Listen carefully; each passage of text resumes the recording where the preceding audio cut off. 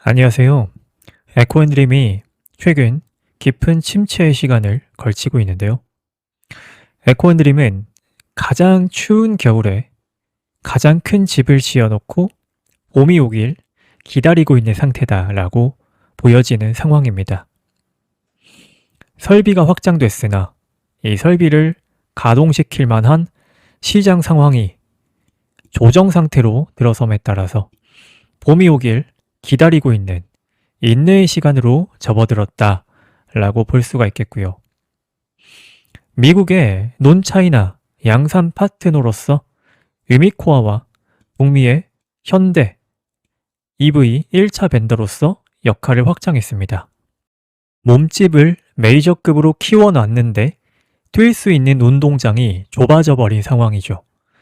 설비가 100% 돌아가지 못하고 있는 가장 답답한 인내의 시간을 보내고 있는 상황입니다.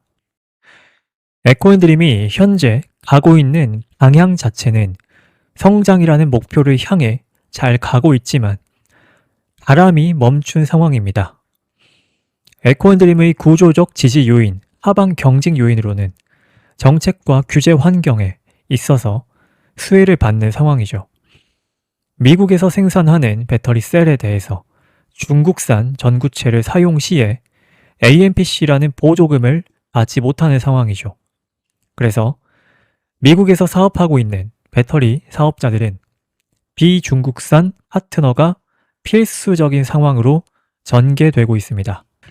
이 글로벌 공급망의 탈중국 강제화는 되돌릴 수 없는 흐름이죠.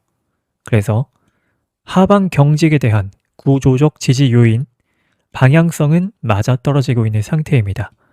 이에 대해 사업을 확장하고 있는 단계이고요. 그런데 사업을 막 확장하려던 시기, 미국의 정책이 급격히 바뀌면서 전기차 수요 둔화가 장기화되고 있습니다. 이에 따라서 예상했던 시기에 예상했던 발주량이 적절히 이루어지지 않으면서 속도 조절이 이루어지고 있고요. 핵심 고객사들의 전방 판매 부진으로 인해서 에코앤드림도 지금 단기적으로 직접적인 영향을 받을 수밖에 없는 상황입니다. 이 회사의 장기 목표는 명확합니다. 글로벌 1위 비중국 전구체 기업이 되겠다. 최종 캐파를 10만 톤까지 증설해서 비중국 전구체 기업의 탑티어 회사가 되겠다 라는 얘기를 했고요. 이를 실제로 최초 투자를 통해서 1,000억 원 이상 투입을 해서 새만금의 연산 3만 5천 톤 공장을 완공했죠. 기존 5천 톤 전구체 설비에서 3만 5천 톤으로 완공을 진행했습니다. 이에 따라 올해 3분기까지 누적 매출액은 1,047억 원, 영업이익 흑자 전환 성공했고요. 전구체 매출 62% 돌파한 상황이죠. 기존 촉매 사업에서 사업 구조를 전구체 쪽으로 완전 재편을 완료한 상황입니다.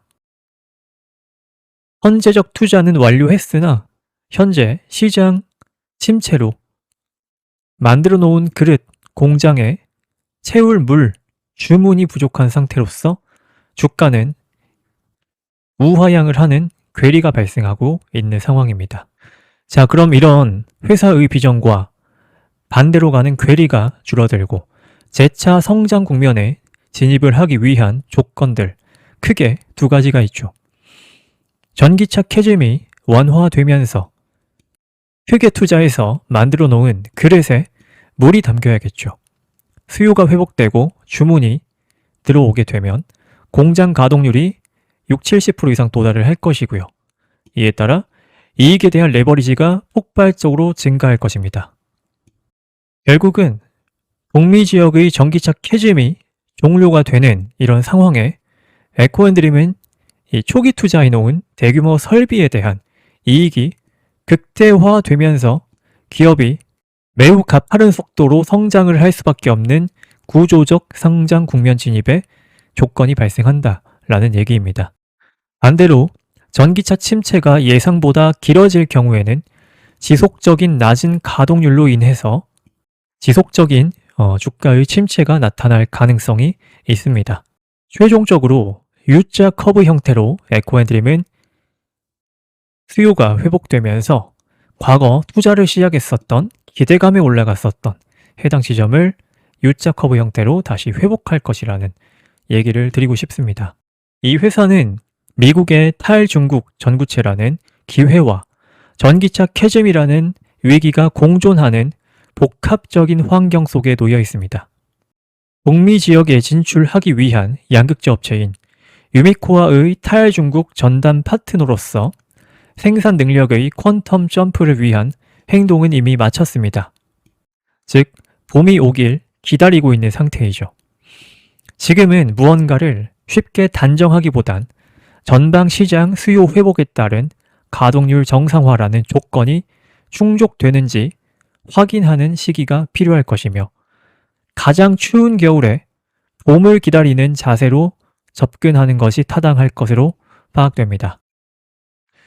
에코앤드림이 현재 겪고 있는 바닥 국면은 북미 지역의 전기차 캐즘이 서서히 풀려나가면서 그 데이터가 확인되는 과정 속에서 바닥이 끝나고 재차 상승의 형태로 진행이 될 것이며, 그리고 내년부터 본격적으로 시행되는 PFE, 미국의 탈중국 규정에 따라 미국에서 사업하고 있는 배터리 셀 회사들이 중국산 전구체를 탑재했을 때 AMPC라는 막대한 보조금을 받지 못하는 국면이 내년부터 서서히 압박감으로 작용되게 됩니다.